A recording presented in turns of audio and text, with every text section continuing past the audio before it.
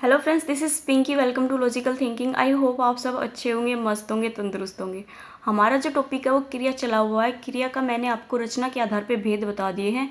2 भेद बताए थे मैंने आपको, अकर्मक क्रिया और सकर्मक क्रिया। आई होप आपने वो देखा होगा। नहीं देखा है तो मैं डिस्क्रिप्शन में लिंक दे दूँगी, आप वहाँ से उसको देख लीजिए।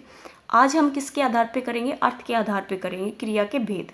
ओके, ये भी अपने आप में बहुत ज़्यादा इंपॉर्टेंट है, इसको भी स्किप मत करना क्योंकि इसमें से भी आपका एक क्वेश्चन आ जाता है। हर एग्जाम में पूछा जाता है, लेकिन मैं एस्टेट को टारगेट करके करा रही हूँ तो एस्टेट में भी आपका एक क्वेश्चन आता है इसमें से। अब देखो, क्रिया क्रिया किसे कहते हैं?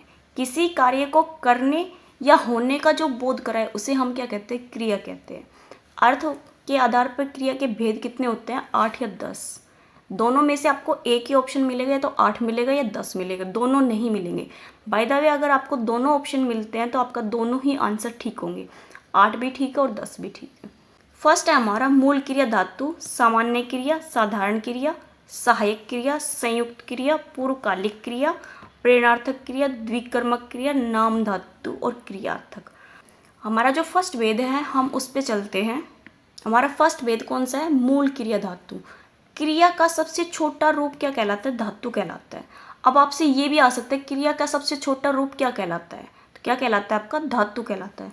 अब देखो, जा, खा, पढ़, लिख, खेल, हंस, कूद और चल, ये क्या है? सबसे छोटा रूप है धातु का। ये हमारे किसका है? मूल क्रिया है। दूसरा भेद कौन सा हमारा? सामान्य क्रिया। मूल क्रिया प्लस है ये, बीच में ना, इक्वल किसके आएगा? साधारण क्रिया। जो मूल क्रिया है ना, उसमें क्या जोड़ देंगे? ना। तो ना जोड़ेंगे तो हमारा क्या आएगा? सामान्य क्रिया। ठीक है, यही लिखा है फर्स्ट लाइन में। मूल क्रिया में अगर ना प्लस कर दिया तो क्या बनेगा आपका? साधारण क्रिया। नेक्स्ट लाइन देखो, धातु में ना जोड़ने पर सामान्य क्रिया बनती है। जैसे जाना है, जाना में ना लगा दिया तो क्या बन गया? जाना। पीना, खेलना, कूदना, पढ़ना, लिखना, गाना। अब देखो, इसमें से धातु निकालनी हो तो कैसे निकालोगे आप?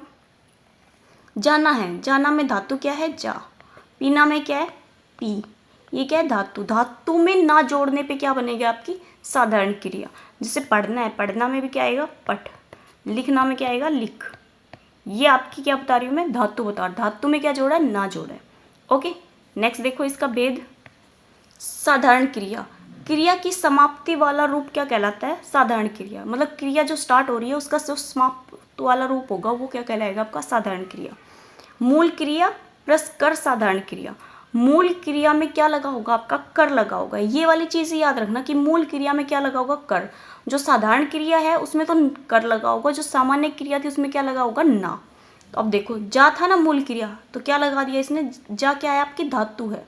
जा क्या है आपकी? धातु। धातु में कर लगा दिया तो क्या बन गया ये आपका? साधारण क्रिया। पढ़कर, लिखकर, खेलकर, गाकर, चलकर, नहाकर। ऐसे ही हैं ये सारे ही एग्जाम्पल। क्या बताया मैंने आपको? अगर मूल क्रिया में ना जोड़ेंगे तो क्या बनेगा आपका? सामान्य क्रिया। और मूल क्रिया में क्या जोड़ेंगे हम? कर जोड़ेंगे तो क्या आएगा आपका? साधारण क्रिया। बस इतना ही याद रखना है। नेक्स्ट भेद देखो इसका। सहायक क्रिया। सहायक क्रिया का प्रयोग मूल क्रिया के साथ किया जाता है। मतलब मूल क्रिया है उसी के साथ क्या किया जाता है? सहायक क्रिया का प्रयोग किया जाता है। जैसे जा, तो जा में क्या लगा दिया? ता। तो और क्या आ जाएगा लास्ट में? जा। जाता है। रहा, रहे, रहे, है, हूँ, रहा हूँ, रही है। इस टाइप से क्या बनेगा आपका? साधारण क्रिया, सॉरी सहायक क्रिया। चुका, चुकी, चुके, होगा, होगी, होंगे, रहा, रही, रहे, थे, था, थी। आपका रहा था भी आ सकता है, रही, थे भी आ सकता है। ठीक है, किसके साथ आएगा?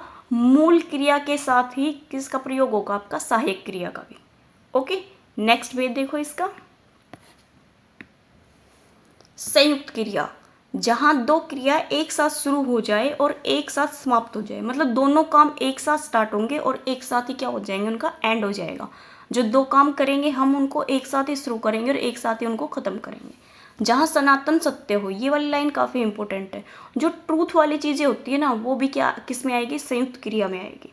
जहाँ कार्य की पूर्ण समाप्ति या अवकाश दिखाया जाए। जैसे दे देना, ले लेना, देना लेना। इन चीज़ों को आप याद रखो, जो मैं ब्रैकेट में करके लिखती हूँ ना, ये काफ़ी इंपॉर्टेंट होता है। वो जो भेद होता है उसका पूरा निचोड़ इसी के अंदर आ जाता है कि किस टाइप का आपका इसमें से क्या बनेगा, सेंटेंस बनेगा या वाक्य बनेगा।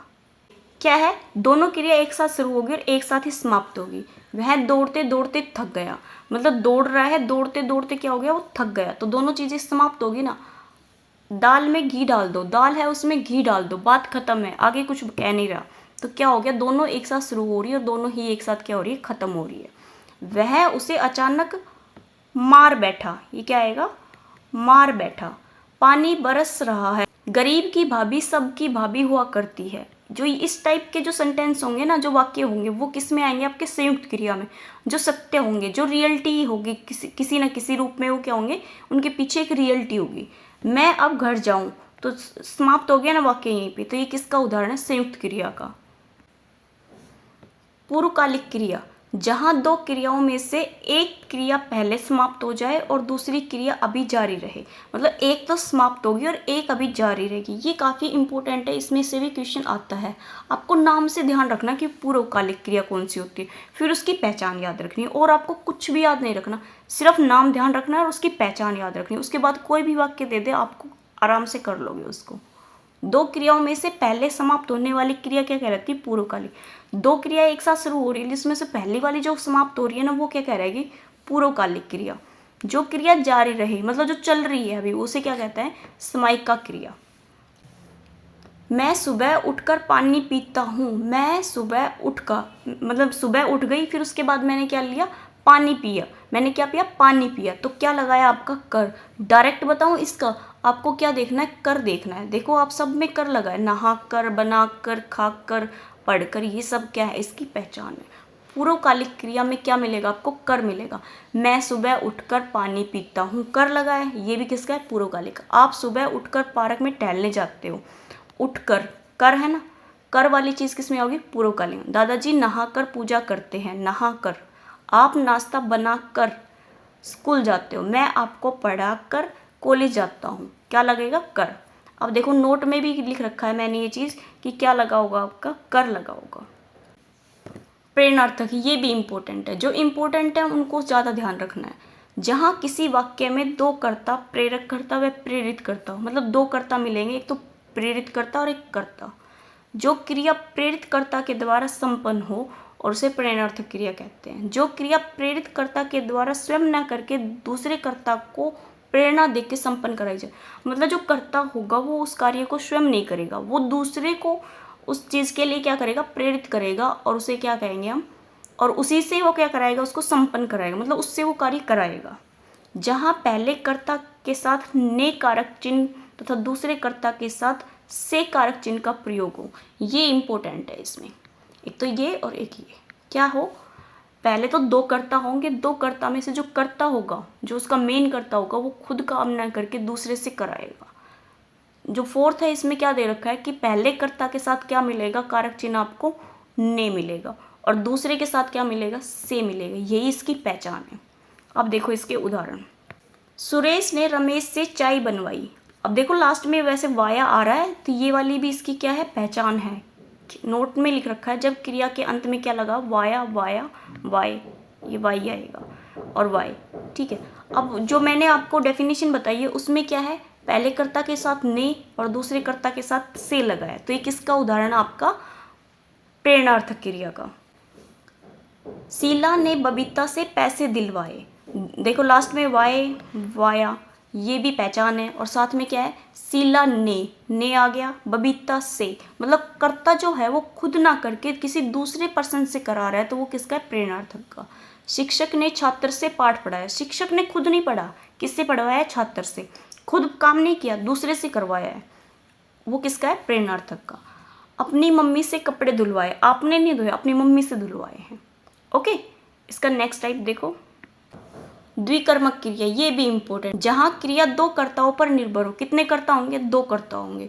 जो क्रिया दो कर्ता की सक्रियता पर आश्रित हो, मतलब दोनों ही सक्रिय होंगे, उसमें ये नहीं होगा कि एक निष्क्रिय होगा एक सक्रिय, दोनों ही उसमें क्या होंगे, सक्रिय होंगे।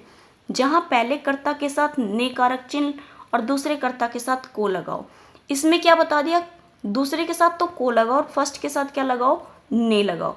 और जो सही वो सब प्रेरणार्थक क्रिया था उसमें क्या था, फर्स्ट कर्ता के साथ तो क्या लगाओ, ने, और जो सेकंड कर्ता था उसके साथ क्या लगाओ, से। वो किसके उदाहरण है, ये आपके किसकी बता रही पहचान, मैं आपको ये बता रही हूँ आपको प्रेरणार्थक की, ठीक है। और ये किसकी है, द्विकर्मक की, पहले कर्ता के साथ ने लगेगा और दूसरे कर्ता के साथ क्या लगेगा, को लगेगा। माताजी ने बच्चों को खाने के लिए लड्डू दिए, माताजी ने, माताजी है ने लगाए, बच्चों को क्या आ गया आपके पास कारक चिन्ह, दोनों आगे ने और को लगाए। राम ने श्याम को 100 रुपए उधार दिए, ने को दोनों है। अध्यापक ने छात्र को पाठ पढ़ाया, ने और को। राजा ने ब्राह्मण को दान दिया, क्या दिया, दान दिया, दान दे दिया उसने, तो वो क्या हो गया, दोनों ही। राजा ने ब्राह्मण को दान दिया मतलब राजा दे रहा है, ब्राह्मण ले रहा है, तो दोनों क्या है, सक्रिय है इसमें। आपने अशोक सर को कार उधार में दी, क्या दी, कार उधार में दी। इसमें देखो पहले तो दोनों ही सक्रिय है, आप भी सक्रिय हो और अशोक भी सक्रिय है, दोनों ही क्या है, सक्रिय है। अब देखो क्या लगा है, ने लगा है आपने और सर को, दोनों आगे। तो दोनों की पहचान याद रखनी है आपको, कुछ याद नहीं रखना, सिर्फ ये याद रखना कि क्रिया किसे कहते हैं, क्रिया के भेद कितने होते हैं। भेद भी देखो आप रचना के आधार पे अलग होते हैं और क्रिया उसके अर्थ के आधार पे अलग होते हैं। रचना के आधार पे भी याद रखने हैं और अर्थ और प्रयोग के आधार पे भी याद रखने। नाम धातु क्रिया, जो क्रिया संज्ञा सर्वनाम विशेषण शब्दों में आना और क्या लगाओ, अवाना प्रत्यय लगाकर या जोड़कर बनाई जाए। क्या याद रखना है इस वाले में, नाम धातु में आना लगा होगा या अवाना प्रत्यय लगा होगा, दोनों में से एक मिलेगा। जहाँ संज्ञा सर्वनाम विशेषण शब्द क्रिया का कार्य करने लगे तो संज्ञा सर्वनाम विशेषण ना होकर क्या कहलाएगा, नाम धातु क्रिया कहलाएगा। किसका कार्य करने लगे, क्रिया का कार्य करने लगे तो क्या कहलाएगा, वो नाम धातु क्रिया। नाम का शाब्दिक अर्थ संज्ञा सर्वनाम विशेषण, यह तीनों विकारी ही शब्द होते हैं। कौन से होते हैं, विकारी, जिनमें विकार उत्पन्न होता हो, जिसको हम किसी वाक्य में प्रयोग करते हो तो वाक्य के अकॉर्डिंग वो अपने आप को चेंज कर ले, वो क्या कहलाते हैं, विकारी शब्द, ठीक है। तो विकारी में कौन से आएंगे, संज्ञा सर्वनाम विशेषण और क्रिया, ये किसके भेद है, विकारी के भेद है। लड़कियां रास्ते में बतियाते हुए जा रही है, देखो बतियाते को क्या बोलते हैं, बात करते हुए जा रही है, लेकिन क्या लगा दिया, बतियाते, आते लगा दिया ना, तो ये क्या बन गया आपका, किसका बनेगा, नाम धातु का। मतलब जो संज्ञा और सर्वनाम है उसमें क्या लगाएगा, वो आते, आन, अवाना ये लगाएगा। पुलिस चोर को लतियाते हुए जा रही है, लात, लात होता है, लात का क्या बना दिया, लतियाते। जरा मेहमानों के लिए चाय गरमा देना, अब मेहमानों के लिए चाय गर्म कर दो ये भी कह सकता है, लेकिन इसने क्या बनाने, गर्मा, चेंज कर दिया ना। राधा अपने ससुर से लज्जाती है, लज्जाती का क्या होता है, लाज करती है, वो शर्म करती है, तो उसको क्या बनाते हैं, लज्जाते हुए। मेंढक कुएं में टटराते हैं, घोड़े हिनहिना रहे हैं। नेक्स्ट देखो इसका टाइप, क्रियार्थक, जहाँ कोई शब्द संज्ञा व क्रिया दोनों के अर्थों में प्रयुक्त हो, मतलब संज्ञा भी होगा और क्रिया भी होगा। एक जो शब्द होगा उसका दोनों ही अर्थ निकलेंगे, क्रिया के रूप में भी और संज्ञा के रूप में। जैसे शादी के दिनों में सोना बहुत महंगा हो जाता है। अब जो ये सोना शब्द है ना, अब ये सोना कौन सा है, गोल्ड वाला सोना है या फिर स्लीपिंग वाला सोना है, इसका मीनिंग तो नहीं पता लग रहा ना हमें कौन सा है। हो सकता है ये सोने वाली चीज़ कह रहा है, गोल्ड को कह रहा हो कि शादी के दिनों में जो गोल्ड है वो बहुत महंगा हो जाता है, या आपको ये कह रहा हो कि जो शादी वाले दिनों में है जो सोना है हमारा, जो रियल में हम स्लिप करते हैं वो हमारा मुश्किल हो जाता है, क्योंकि काम इतना होता है, सोने का टाइम ही नहीं मिलता। तो ये महंगा ही हो गया ना एक तरीके से, जो हम काम कर नहीं पाते या खरीद नहीं पाते किसी चीज़ को, तो वो हमारे लिए महंगी होगी।